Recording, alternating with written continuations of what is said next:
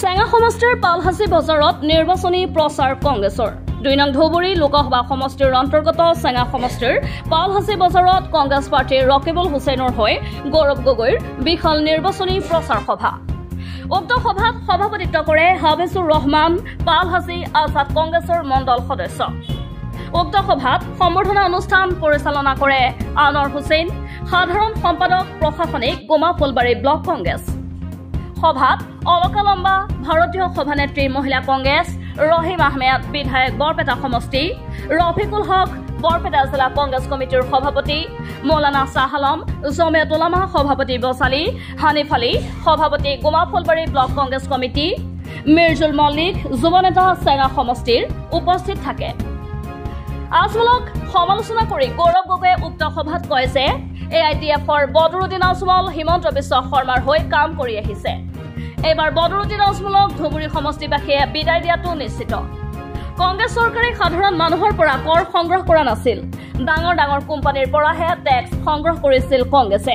কিন্তু এতিয়া বিজেপিয়ে সৰ্বসাধাৰণ মানুহৰ পৰা কৰ সংগ্ৰহ কৰি আহিছে। বেংকৰ পৰা পইচা উঠাওঁতেও টেক্স দিব লগা হৈছে। সাধাৰণ জনতাই প্ৰতিটো সামগ্ৰীৰ বাবদ টেক্স দিব লগা হৈছে বিজেপিক। সাধাৰণ মানুহে আহ যাহ কৰোঁতেও টেক্স দিব লগা হৈছে। কংগ্ৰেছ চৰকাৰ আহিলে এইবোৰৰ পৰা পৰিত্ৰাণ পাব ৰাইজে।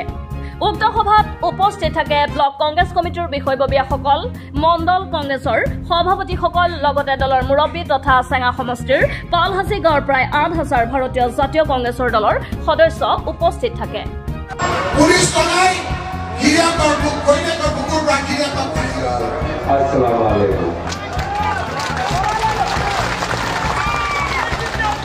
ইয়াত আহোঁতে আমাৰ পলম হ'ল, মই সেইকাৰণে আপোনালোকৰ পৰা ক্ষমা বিচাৰিছোঁ।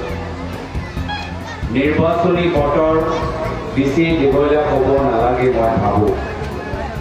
ইতিমধ্যে আপোনালোকে নিজৰ কৰ্তব্য ভালদৰে বুজি পাইছে। এইখন নিৰ্বাচন এটা গুৰুত্বপূৰ্ণ নিৰ্বাচন। ইয়াৰ পূৰ্বে যিমানবোৰ নিৰ্বাচন হৈছে সকলো নিৰ্বাচনতকৈ আটাইতকৈ পৃথক বৰ্তমানৰ নিৰ্বাচন, কিয়নো এই নিৰ্বাচনৰ জৰিয়তে বিজেপি দলৰ উদ্দেশ্য সংবিধান সলনি কৰা।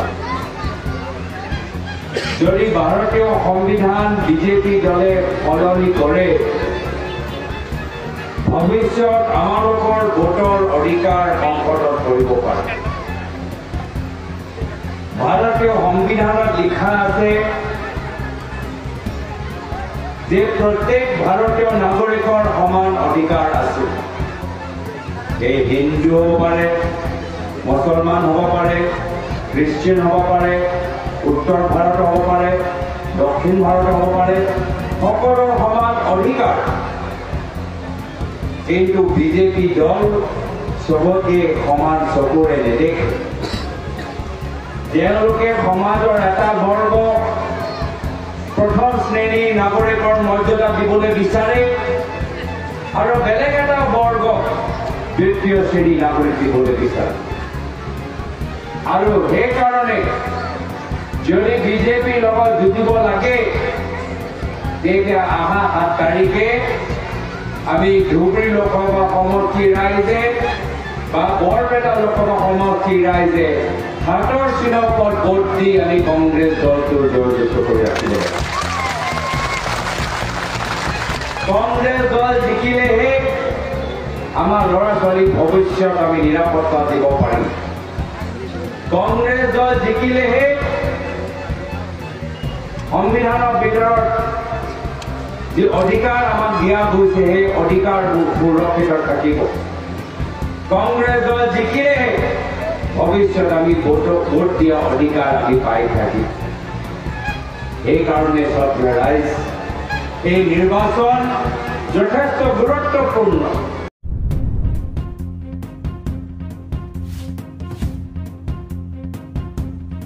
চেঙাৰ পৰা ৰমজান খানৰ ৰিপৰ্ট, দ্য ৰিয়েল ফেক্ট।